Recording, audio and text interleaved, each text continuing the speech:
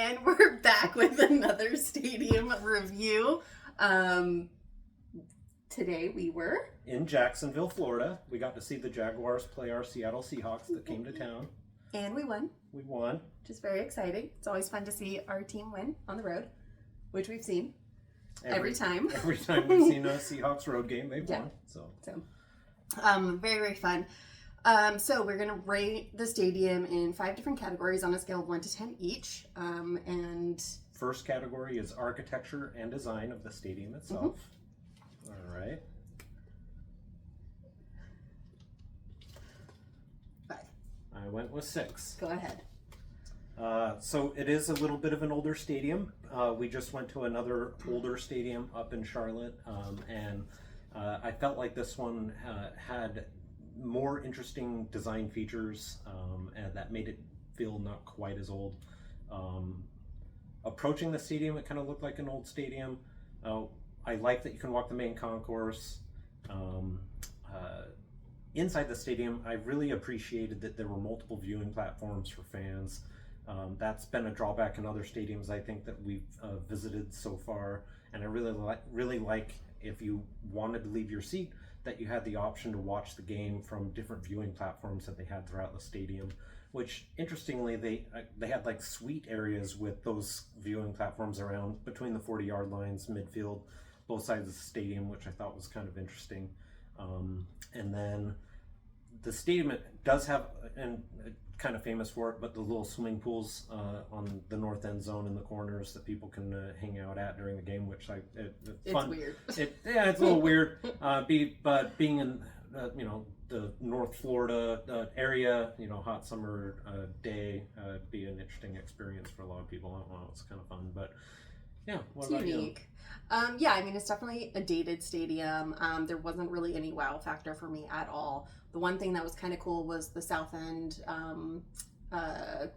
end zone area that had like an outdoor kind of amphitheater with live music before the game, which we haven't really seen anything like that. And we ended up going back there because it was one of the only places that had shade, which, given that it's Florida, I feel like there should have been better design for shade.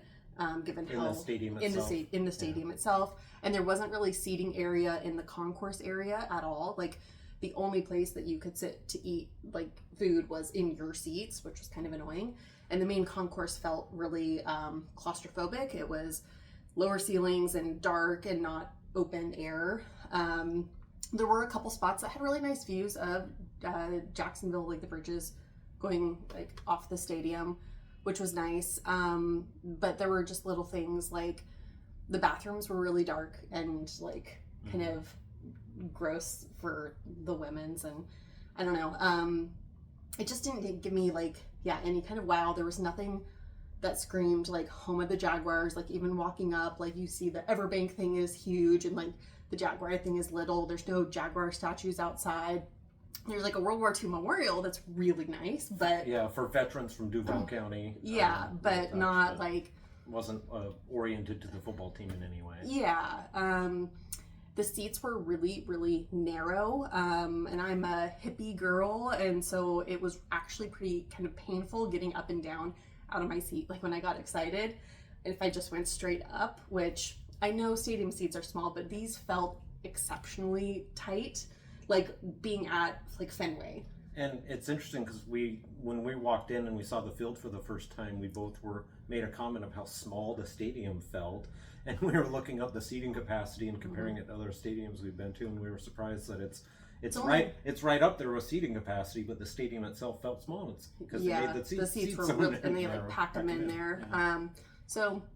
They're just not a wow factor. I did like the south end zone area, so it's adjacent to the practice facility, indoor practice facility. They opened to fans prior to the game, but that 3-tiered stadium seating, amphitheater type situation between the practice facility and the field where people can sit and enjoy live music and things before the game, I thought was a nice architectural type touch. It looked newer, so I don't know how long ago they've put that in. And they are in process of like updating and redesigning the stadium over the next, I think, 5 years or so. They're doing it in phases, so it'll be kind of interesting to see how it progresses. Yeah, and like it's just little details like there were really big screens on either end zone, which were nice, but then it felt like half the time it was just advertisements and not like really well utilized.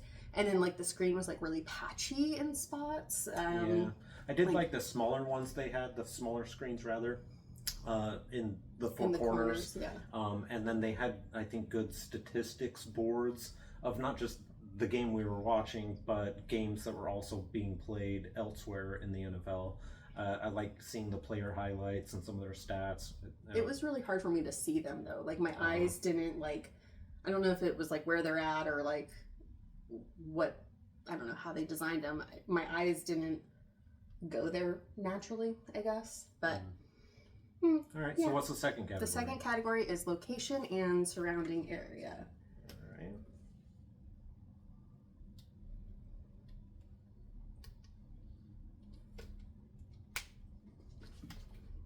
Well, reversey. I went 5 this time. This honestly surprises me because I think we're always very generous in rating stadiums that are very centrally located to the city, and that's like something we both appreciate, especially from being out of town and relying on public transportation or our feet. We are staying at one of the hotels that's closest proximity to the stadium, and it was still a 30-minute walk, which is fine. And the view's decent, but there's absolutely nothing around the stadium. There was like one brewery that we walked by. And I mean, there are some bars and other restaurants, but they didn't appear to be open. And for this 1 p.m. kickoff game, they're opening now. It was just kind of pre-game. There wasn't really much to do other than go straight to the stadium. Yeah, there were quite a few like parking lots that people were tailgating in, and like the memorial outside the stadium was nice, and they did have like some trees and stuff, so it wasn't just a giant concrete jungle. But overall, I'm not really impressed. Proximity to the downtown core, I do appreciate. The Riverwalk area, and we didn't drive there, obviously, but it did appear to be well located to some freeway access points, and I like thing. Oh, go ahead. The streets. Okay. Yeah. No. Yeah. No. So like the main drag going to and from the stadium into Jacksonville proper, they're the alternating or so it's they basically can dictate direction. Two-lane road with electronic reader boards, X's and arrows up top, and they can kind of change, like they do carpool lanes or express lanes on highways. But for a surface street, they had most of them pointing towards the stadium pre-game and then leaving. Yeah, so I just thought that was a neat way to help people get to and from the stadium relatively easily. Yeah, it was confusing as a tourist outsider coming in to Jacksonville, when we were approaching the hotel, not a game day. Yeah, but I think like if you were from here and like got used to it, I think that's really cool. Yeah, but for being as close to downtown, it did seem like it was kind of in a Bermuda Triangle of services. There just didn't appear, at least from the direction we came from, that there were lots of restaurant options or other places to hang out or other things to do on game day. Okay. So next category. Your favorite category? Yes. Food. Food. I like food as well. Okay.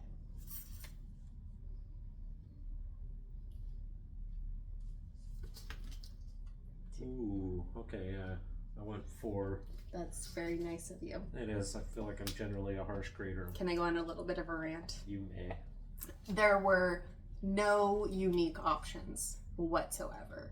Like, it was all just your standard stadium fare, burger, pizza, hot dogs, nachos. They had one, I think, barbecue place we walked by, but and it was only one on the main concourse. Yeah, and then there was like that taco stand, Yucatan place, I think, but yeah, they didn't offer many options. And there wasn't anything really fresh. There wasn't even like food in their grab to go section. Like a lot of the times there's like sandwiches or like snacks that you can just like grab. There were like hardly any non-alcoholic drink options other than just the soda fountain stuff. They did the same souvenir cup thing, but you did not get free refills this time, which was that we saw in Charlotte. disappointing on a hot sunny day. I could have gone Sucking for down the Powerade. endless Powerade refills. Would have been really good. Yeah. So I started with, I was like a little naughty, so I got the chicken nachos, and the nachos were not good at all. I felt like I got like the crumbs of the bag. There wasn't like a single whole tortilla chip in the whole thing, and the meat wasn't very good, and it was not a very generous portion of meat at all. And then later we got chicken tenders and tots. Again, the chicken portion was very small for what you're paying for. My tots were pretty good. I felt like your tots were maybe a little undercooked, but I am just uninspired. Like, there's nothing. And for the pricing, like the price point for what you get was a little disappointing. I mean, it wasn't exorbitant, but for just run-of-the-mill generic event food with not much flavor and or variety, it seemed like the prices for what you were getting seemed a little high. Yeah. But. Yeah. And like the concession stands themselves, like the people weren't necessarily all that friendly, and like the process was just and we're not vegetarian, but we like keeping an eye out for things like that that stadiums may offer for people that may be vegetarian or whatnot. They didn't have anything. It would have been like cheese pizza or like nachos without any meat on them, like were like the only options. So it was just super limited, nothing exciting, just okay. Yeah. Well, Fanbase and Energy is our fourth category, and I think they did better with that than food. So. No spoilers. 6.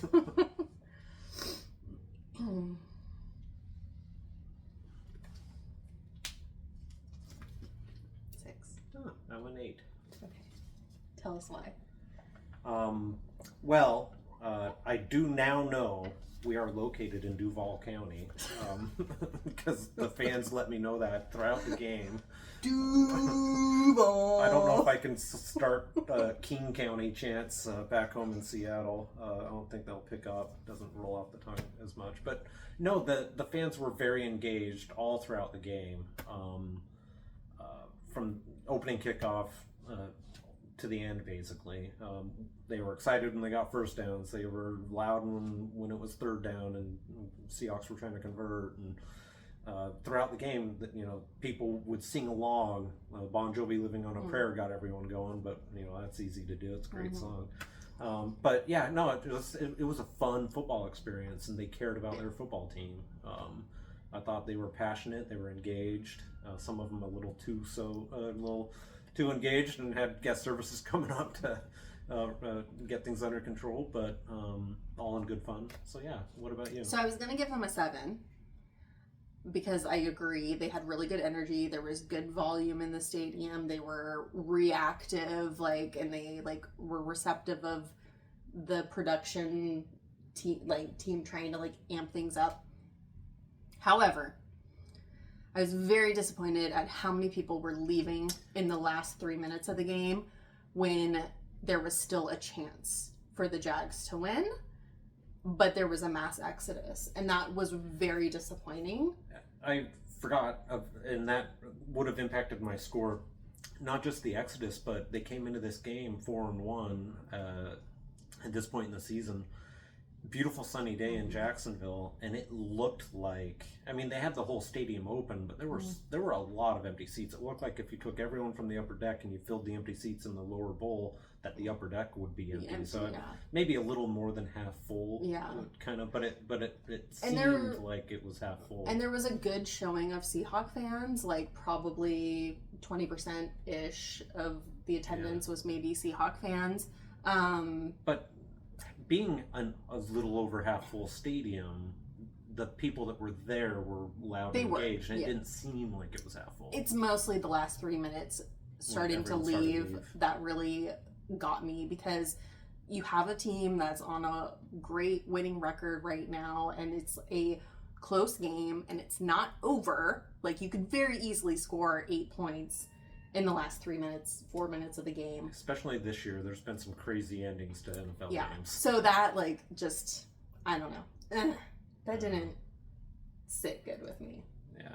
But other than the mass exodus, I do feel like during the game they were just engaged and, Yeah. It was a fun experience overall because of the level of energy and fan engagement, I thought. So. Yeah. Okay. So fifth and final category, production of the organization, kind of everything they do to make it feel like a big event kind of thing.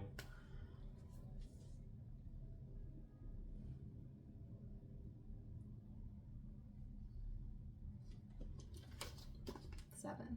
6. Okay. I don't know why it's such a hard decision for me.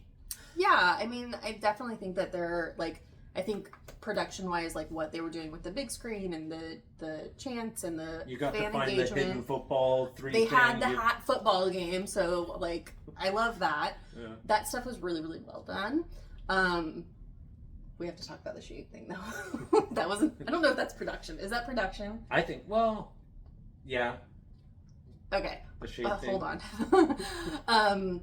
The theme of the game was like crucial catch. It was all like cancer related stuff. And they did a fairly good job with that. Yeah, they did a really great job. And at the halftime show, they like brought out kids that had survived or had cancer, and they were like dressed up as superheroes and had like a whole little thing. Like it was adorable, and like who doesn't like have their seeing the little girl run out and hug the mascot and run back to her family, and it was really good. Yeah. And they had their D line, the drum line, which was decent. They had dancers, which were decent, not the best I've seen, but they were fine. Pre-game, they had the practice field area with a bunch of stuff. We might have been there a little early to get like a lot of what they had planned there. They had stuff, which was nice, and it was indoors and it was air conditioned. Yeah, I mean, having the opportunity to access a practice field, indoor practice field, it's such a cool experience walking in. And wow, this is where they practice every day. But it was like a third empty. It was 2/3 empty. Well, and like the vendors that were there were only like 2 rows of vendors, and there wasn't really many it was like options. 1/3 was like a kid like play kind of Inflatable area, and then like the middle third was like empty, and then the other third was like a few like tent things. Basically, 3 minutes and you've seen it all. Yeah, such a neat opportunity. But I like that they opened it up. Yeah, but they did have a live band playing covers at the south end area, all pre-game, which was really cool. I liked that. I think that was a big bonus for me, is that area between the stadium and the practice facility that they dedicate to fan experience. It just like the live music and whatnot was. They handed out really cute bracelets. That was kind of like the coming in entry. Not that we're Jags fans, but they were really cute. And I liked what they did for honor roll students in this area. Yes. They filled a whole section in the upper deck of just kids that have made it on the honor roll, and they called it honor row. They called it honor row. Yeah, and when they featured them during the game, all the kids screaming and yelling, and I thought that was really a great way to recognize positive impacts in the community and inspire kids. And they had a lot of like veteran acknowledgement. They had the guy ringing the bell for every branch and recognizing a local veteran, and the war memorial outside is dedicated to those that have served from Duval County. Yeah. So I like that aspect. Okay, the shade thing. So on the it's a hot sunny day. It's both sides of the sidelines. Both teams are in the sun. Yeah, and they have like their benches for their players. And on the Jaguar side, they had these little shade cover things with like 4 posts that to hold up a little shade that sits over the player benches. They only had enough to cover one set of benches, so when the offense was out on the field, the shade covers were covering the defense. And then when it came time to switch, these guys would pick up the shade covers and move them over to cover the offense while the offense was on the sideline, which is just It was really comical because every time they had to move them, they were like trying to weave in and out of other players and coaches on the sideline and not disrupt them. Yeah. They're just going back and forth all game. Yeah. So to make matters even worse, on the visitor side, so the Seahawk side, they didn't have ones that had the posts to just set on the ground. There were legitimately guys the entire game holding these shades over the benches, and like as the teams are switching, running over to the other side. And so like the entire game, like it was kind of entertaining if that's what they were going for, but it seemed cheap to me. Like, at least get enough of the temporary shade things that cover both benches. Or like, why are you paying somebody to stand there and hold a shade over a bench? Like, there has to be a better solution than that. That just, it seemed ridiculous to me. The math didn't math on that one. I don't know. Like, you can have a swimming pool in your stadium, but you can't have shade for your players. Like, yeah. So that impacted the scoring for you for production. I was just like, what is happening here? I thought it was... We could have used some because you're using our 12th man flag to kind of cover half your body, and we were just baking in the sun. Like also kind of speaks to like the architecture and design of the stadium, is that there were no seats that were in the shade the entire time. There was one end zone that, like, as the sun moved, it was in the shade in the later half of the game. And what I liked about that, and it's prime real estate, but you could leave your seat in the sun and go to that south end zone and watch the game from a viewing platform that is in the shade. So but like from the section we were in, we'd have to go down a level and over. And not convenient, but it's there as an option. And it's a limited size of like how many people you can actually have there. So overall, though, I had a great experience. It was fun. It'll be interesting to see what they do with the...